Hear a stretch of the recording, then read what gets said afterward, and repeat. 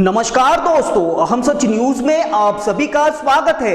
मैं अनिल अंचल लेकर हाजिर हूं सागवाड़ा शहर सहित आसपास की खास हलचल को। तो फिर चलिए खबरों के सिलसिले को आगे बढ़ाते हैं। हाल ही में सागवाड़ा के हरिगीत वाटिका में सागवाड़ा विधानसभा क्षेत्र के भाजपा के विधायक शंकरलाल डेचा द्वारा आयोजित दीपावली एवं नववर्ष कार्यकर्ता स्नेह मिलन समारोह में वागड़ के प्रख्यात कथावाचक कमलेश भाई शास्त्री भी पहुंचे। समारोह को कथावाचक कमलेश भाई शास्त्री ने भी संबोधित किया। इस अवसर पर उन्होंने क्या कुछ खास कहा, आइए आपको दिखाते हैं। ब्यूरो रिपोर्ट अनिल अंचल, हम सच न्यूज सागवाड़ा। એટલે મારે એક વસ્તુ કહેવી છે, કોઈ ધર્મપીઠ મને નથી લાગતું કે આ મંચને સાજા કરે। કોઈ ધર્મપીઠ નથી કરતી વાગડની। क्यों मैं बार-बार उठकर तुम्हारे बीच में आ जाता हूं? मुझे मेरा दायरा, मेरी अदब मुझे पता है, मुझे आने की जरूरत नहीं है। लोग कहते हैं गंदी राजनीति, गंदी राजनीति। घना लोग कहें आप खुद राजनीति करें। अरे राजनीति से ही राष्ट्र नीति का निर्माण होता है, ध्यान रखना साहब। एक शुद्ध राजनीति राष्ट्र नीति का निर्माण करती है। और आज देश का सर्वस्व जिसने न्यौछावर कर दिया इस देश पे, उन्हीं की छाया के तले आप और हम पल रहे हैं। उस यशस्वी प्रधानमंत्री के लिए मैं प्रणाम करके एक बार जोरदार ताली का अभिवादन करूं। नरेंद्र मोदी, उनकी छत्र छाया को देखकर हम एक दूसरे से मिलते हैं, वरना किसी से कुछ लेना देना नहीं है। मानो हो ले हुआ तुम्हारे थे कि मैंने बताओ आना धर्मपीठ में नाते मेरी तो पीठ ऐसी है कि मुझे कोई वहां से 5 साल के बाद नीचे नहीं उतारेगा, अगर मेरा मंतव्य और विचार सही है तो। इसलिए मुझे तो नहीं चाहिए, लेकिन फिर भी एक वस्तु है कि आता इसलिए हूं कि ये संगठन कभी कमजोर नहीं होना चाहिए। इसी संगठन से देश का निर्माण होना है। यही संगठन भारत का, विश्व का, और यही संगठन ये वागड़ में फैली अराजकता को मिटाने का काम यही संगठन करेगा, यही पार्टी करेगी। मैं ना हार लेता हूं, ना पगड़ी लेता हूं, ना शाल लेता हूं, ना तुम्हारे लिफाफे चाहिए मुझे, कभी नहीं चाहिए। आज नहीं, कभी नहीं चाहिए। लेकिन एक बात है, कल के अखबार में 3 नाम छूट गए, तो जिनके नाम छूटे उनको नाराजगी होगी। आज के सम्मान समारोह में 2 या 3 आदमियों का आगे पीछे हो गया नाम, या किसी की आवश्यकता ऊपर नहीं बिठाया, तो पार्टी से तकलीफ होगी। इतनी छोटी विचारधारा वाला आदमी क्या राष्ट्र का निर्माण करेगा, मुझे बताओ, क्या राष्ट्र का निर्माण करेगा? और हम नरेंद्र मोदी को देखकर चल रहे हैं, इस बात को भूलना मत। एक ही नेतृत्व ऐसा है विश्व के सामने जो आज भी सारे विश्व को दिशा देने वाला एक ही आदमी। मैं इसको व्यक्ति नहीं कह रहा हूं, व्यक्तित्व भी नहीं कह रहा हूं, ये स्वयं ऊपर से अस्तित्व उतरा है भारत को। एक अकेला आदमी। भगवान कृष्ण का वो फोटो देखा आपने, गिरिराज उठाया है वो? किने बताओ ने गिरिराज उठाया वो? हाँ, ओके, गिरिराज उठाया है जिसने वो कृष्ण अकेले थे। लेकिन आज अगर आप फोटो देखो तो उसमें सारे के सारे ग्वाल बाल बीच में नजर आते हैं कि नहीं आते हैं? तो हो ये डोंगरों को ग्वाल बालों अंदर करे दो। गिरिराज उठाया किसने था? कृष्ण ने, अकेले ने। लेकिन उन ग्वाल बालों को ये कहा कि आने वाले मेरे सनातन और आने वाले भारत में 5000 वर्षों के बाद अगर लोग देखें तो ये ना कहें कि वो संघर्ष अकेले कृष्ण ने किया था। कर तो मैं ही रहा हूं, लेकिन तुम लोग मेरे साथ में रहो ताकि तुम भी अमर हो जाओगे। वैसे आज भी भारत के इस मूल तिरंगे की शान रखने वाला अगर विश्व में कोई परचम फैलाने वाला आदमी है तो मेरे देश का यशस्वी प्रधानमंत्री है। और उसी की छत्र छाया में आज आप और हम सुरक्षित हैं, यहां तक सुरक्षित हैं, वागड़ तक। तो हमारा तो काम है कि अपनी अपनी लाठी लगाकर हम उसका अभिवादन करें। अमर होना है तो आज इस संगठन को, इस व्यवस्था को पूरे समझ जाना। व्यक्तिगत परिचय बनाओगे तो राष्ट्र का परिचय धूमिल होता जाएगा, और देश का परिचय बनता गया तो तुम्हारा परिचय है वहां से भी ऊपर उठता जाएगा। व्यक्तिगत परिचय बनाने में हम लगे हुए हैं। मिटा दे अपने हस्ती को अगर कुछ मर्तबा चाहे, क्योंकि दाना खाक में मिल के फिर गुले गुलजार होता है।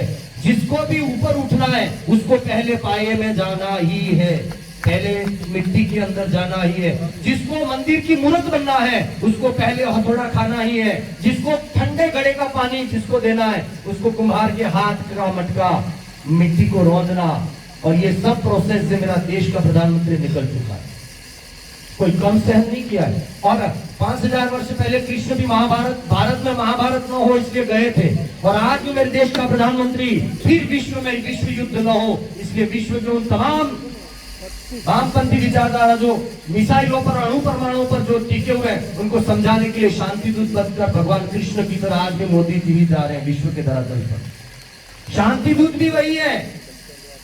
इस देश में एक आदमी मिल गया, 2047 तक तो मोदी जी ने कहा है आत्मनिर्भर भारत, लेकिन मैं तो कह रहा हूं कि 2030 5 वर्षों के लिए अपने आप का परिचय पूरा मिटाकर राष्ट्र का परिचय बचे, इतना संकल्प कर लो कि हमारा हर एक कदम देश के लिए होगा। और 5 साल दे दिए तो 5 साल में 5 सदियों का काम हम करके जाएंगे, 500 सालों का काम। हाँ, दम न काम आएंगी ये दम तोड़ दिशम में, ना काम आएंगी ये दम तोड़ दिशम में, नए चिराग जलाने पड़ेंगे क्योंकि रोशनी कम है। अभी हमें और बड़ा संघर्ष करना पड़ेगा। अभी आपने कहा 84 को लेकर भी बहुत बड़ा संघर्ष और बहुत बड़ा करना पड़ा हम सबको। मैं सीएम साहब जब वहां थे तो मुझे भी उस अवसर पर वहां पर रहने का एक अवसर मिला था, मैं कुछ मिशन को लेकर आया था। लेकिन आ तो आपने खबर है, आपने नहीं कहता 84 लाख नो फेरो तो घणो काटो है, कहीं नहीं, पर એવું નથી કે 84 લાખ માંથી કોણે નીકળતો જ નથી, કયા કેવા નીકળે છે કે જે 84 ના ફેરાથી કે બાંડે કાઢી નાખી। तो अब એમ લાગી રહ્યું આપણે કે देखो किसी से बैर नहीं करना हमको, लेकिन हमारे को अंधेरों से लड़ना नहीं है, लेकिन हम उजाला तो नया कर सकते हैं। मेरी धर्मपीठ की मुझे अदब पता है कि मुझे कहां तक चलना है वो, लेकिन आया हूं बीच में तो इसीलिए कि अवे आना संगठन ने मैं थे कि कोई वो नहीं राष्ट्र ने तकलीफ था, देश को नुकसान हो जाए वैसा हम अपने अंदर से पैदा न करें, क्योंकि हम सबको एक रहना है। हमको जातिगत भेदभाव नहीं करना है। इस क्षेत्र में जिन्होंने जातिवाद फैलाया है उनको भी मैं प्रणाम करके कहना चाहता हूं कि अब भी समय है कि करो तुम्हारी राजनीति तुम्हारे हद में रहकर, लेकिन समाज को बांट कर राजनीति नहीं करने मिलेगी। इस बात के लिए संकल्पित हो जाओ। मेरा समाज बटे नहीं, चाहे वो हिंदू हो, मुस्लिम हो, सिख हो, ईसाई हो, मानव को मानव रहने दो, उस पर मोहर बाद में लगाओ कि ये इस जाति का है, ठीक है। और एक बात कि मुख्यमंत्री महोदय से समय लिया था मैंने, अभी नदियों का काम हाथ में लिया है हमारी व्यासपीठ ने। विगत 8-9 महीने से वागड़ की नदियों पर काम कर रहे, काम हो भी चुका। एक गांव को रोल मॉडल बनाकर तैयार कर दिया हमने। आपकी विधानसभा क्षेत्र है, आप हमारे पूर्व सांसद बैठे और जब भी जितने भी जिला अध्यक्ष हमारे और सब बैठे, और मैं निवेदन पूर्वक कहूं कि मेरे को व्यक्तिगत अगर कहीं से भी आपको लगता है कि आदमी उसके स्वार्थ के लिए आ रहा है या बोल रहा है या चल रहा है या काम कर रहा है, तुरंत हटा देना। लेकिन आपको लगता है कि समाज के लिए कर रहा है तो फिर आप सबको उसमें सहयोग देना ही पड़ेगा, सबको, क्योंकि मैं समाज के लिए काम करने के लिए निकला हूं, मेरा घर के लिए नहीं। भविष्य में कभी नहीं कहूंगा आपसे, कभी नहीं। और अभी नदियों का काम इसलिए हाथ में लिया है कि इस बार जो जल संकट आया हमारे यहाँ वो कोई कम नहीं था, बहुत बड़ा जल संकट से हम बाहर निकले। ये तो भगवत कृपा हुई कि ऊपर से आसमान से बरसात हो गई, वरना हमारी हालत खराब हो जाती। बड़े बड़े बंगले बनाकर कुछ नहीं होगा।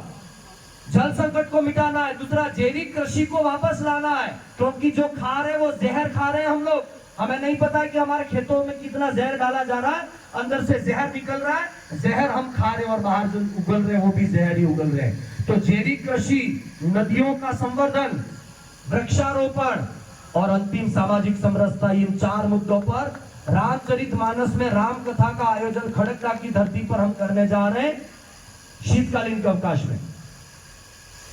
मैं आज यहाँ पर आप सबको निमंत्रण देने के लिए आया हूं।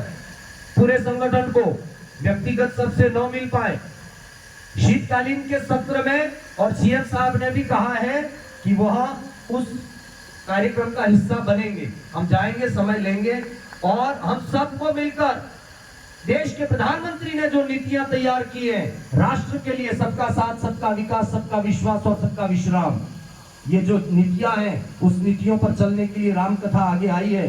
और राम कथा को समझें। आपको सबको निमंत्रण आज से दे रहा हूं मैं कि अपने अपने गांव, अपने अपने क्षेत्र में इस कार्य को करना है। जल के संकट से बाहर निकलना है, वृक्षारोपण करना है, जैविक कृषि पर जाना है और सामाजिक समरसता का काम करना है। शीतकालीन की छुट्टियों में 9 दिवसीय अनुष्ठान होगा। अभी तक मेरे गांव में 1 करोड़ रुपए का खर्चा निजी तौर पर किसी से कुछ लिया नहीं और हम कर चुके हैं और नदियों की सफाई कर दी हमने।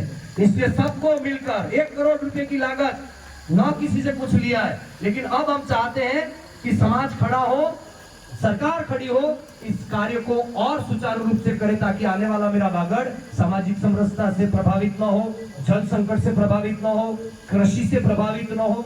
हम सब मिलकर चले, हम सब एक रहें, हम सब नेक रहें। जातिवाद को खत्म करना हमारा मूल उद्देश्य है। मैं प्रणाम करता हूं आप सबको और अंतिम में मेरी बात यहीं पूरी करता हूं। कहीं किसी के लिए व्यक्तिगत बात नहीं है, लेकिन हम नरेंद्र मोदी की अगर छाया में चल रहे हैं तो हमारा जिम्मेवारी हमारी ज्यादा है समाज में। कोई दूसरा कुछ भी करे, हमें उस पर नहीं जाना है। कोई कुछ भी बात करे, कोई कुछ भी विचार रखे, हमें उसमें नहीं जाना है। लेकिन हम अगर मोदी साहब के नेतृत्व में काम कर रहे हैं तो मेरे तमाम कार्यकर्ताओं से कह रहा हूं,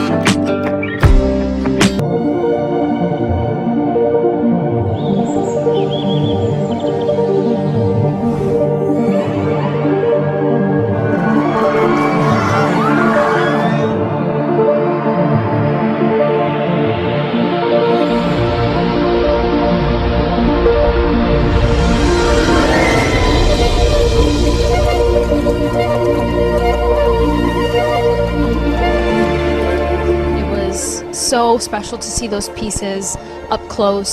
Sometimes I get to wear them, which is extra special, but there's so much craftsmanship and thought that gets put into these pieces, so I feel incredibly lucky. It's amazing as always. And it's more special because we're in Venice, so. I thought that the show was absolutely stunning. Some of the pieces are familiar to me, having worn them in the campaign, but I just thought Everything is just so amazing and dreamy. It's really an amazing night. As usual, the gemstones and the pieces that Lucia uses are so exquisite, but the design is so intentional. So I just thought that it took my breath away, honestly. I really felt the jewelry within the women, so that was spectacular to see. It was incredible to see such variety and such representation because, again, it being the Mediterranean, we see all sorts of skin tones and body types.